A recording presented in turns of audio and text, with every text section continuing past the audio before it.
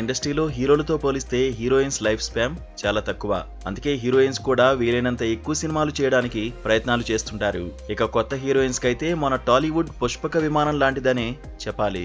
ఎంతమంది హీరోయిన్స్ వచ్చినా మరో హీరోయిన్ కు ఛాన్స్ ఉంటుంది. కానీ మొదటి అవకాశంతో ప్రూవ్ అయితేనే సెకండ్ ఛాన్స్ ఉంటుంది.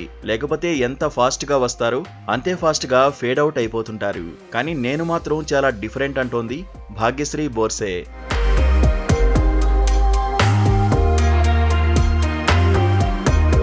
మిస్టర్ బచ్చన్ సినిమాతో టాలీవుడ్ కు పరిచయమైన ఈ ముద్దుగుమ్మకు ఆ సినిమా గ్రాండ్ వెల్కమ్ ఇచ్చింది. సినిమా రిజల్ట్ ఎలా ఉన్నా హీరోయిన్ గా భాగ్యశ్రీకు మాత్రం వరుస ఆఫర్స్ తో టాలీవుడ్ లో దూసుకుపోతోంది. మిస్టర్ బచ్చన్ సెట్స్ పై ఉండగానే విజయ్ దేవరకొండతో ఒక ప్రాజెక్ట్ ఓకే అయింది.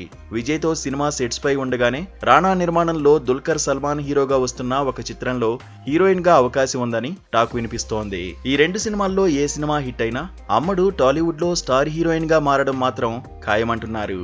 హరీష్ శంకర్ కూడా భాగ్యశ్రీ బోర్సే గురించి సినిమా ప్రెస్ మీట్స్ లో సోషల్ మీడియాలో ఒక రేంజ్ లో పబ్లిసిటీ ఇచ్చేశాడు. దానికి తగ్గట్టుగానే భాగ్యశ్రీ కూడా గ్లామర్ పరంగా బాగా ఆకట్టుకుంది.